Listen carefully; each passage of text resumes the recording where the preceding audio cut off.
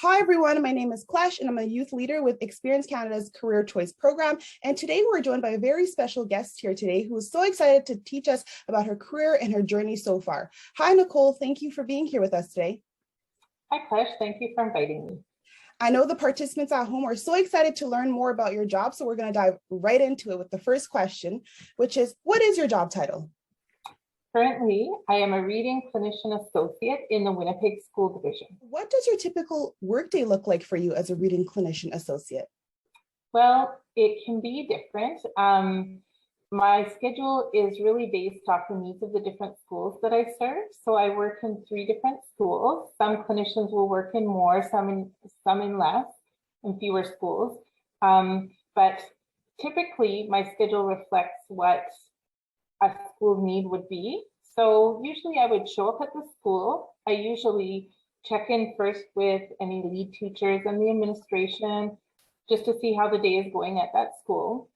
I also will typically set up my laptop and check my emails right away because that in a way is my office. Everything is organized through my laptop. So that's the second thing I would do. And then my day might involve working with teachers, working with small groups of children, doing reading assessments. Can you tell us a little bit more about what is the typical education or training required for your occupation? Sure. Well, to be a reading clinician, you actually first do have to have your teaching certification, and you have to have a minimum, I think it's 4 or 5 years teaching experience. So it's not something typically that you would go out of high school and get right into a training program for it. So a first step is to get your your teaching degree, and then you would go on to apply for your master's. So it is actually the training for it is both getting a master's in language and literacy, as well as your reading clinician certification. So you do those together, and that is what qualifies you to be a reading clinician. So there's a lot of steps before you assume that position or that role. What do you love most about your job? I really love to help students feel good about themselves and feel successful and learn that actually I am a reader, I am a writer, and feel that about themselves.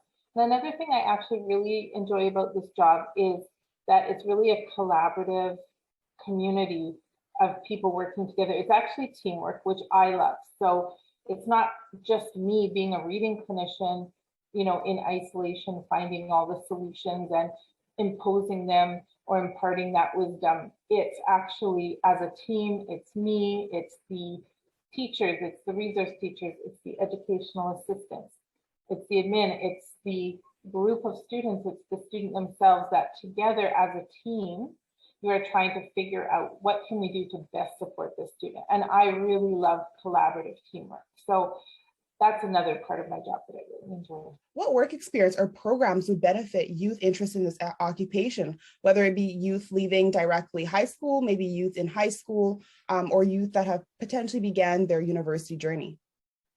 Right.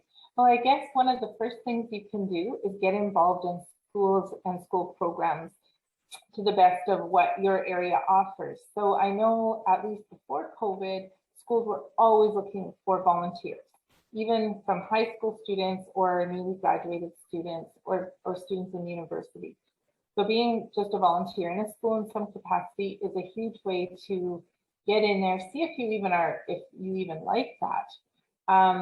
So that would be one way, but also really any way of getting involved with youth. I think if you're going to work with children, work with students, work with teenagers in some capacity in the community, and sometimes you might be able to find a paying job, like a summer job, but sometimes volunteering is the best way to just get in there and get known and also just see if you enjoy the experience. So I would say getting involved in schools is probably the best way. If you could share any piece of advice or any piece of, career advice, information, insight with youth, what would it be? I guess one of the main takeaways I've sort of gotten from my experiences is to always have an end goal in mind, but to also appreciate and pay attention to the small steps along the way. because I think it's really important to enjoy every part of your career that you're in, even if it's not where you want to get to, but to take a moment and just appreciate that moment you're in, whatever that stepping stone is to reach your final goal, and also to pay attention along the way to other opportunities that may come up. Like I said before, I didn't even think of ever being a reading clinician in my life up until I was already a resource teacher.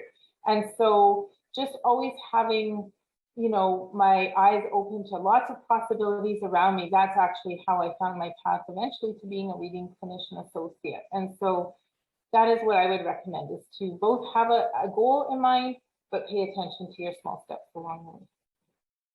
Well, with that said, thank you so much, Nicole, for being here with us today, for joining us, and for accepting to enter the Career Choice Program. I know people watching this have learned a lot, and for people, and some may now consider becoming a reading clinician and a reading clinician associate. So thank you so much, Nicole. Thank you very much, class.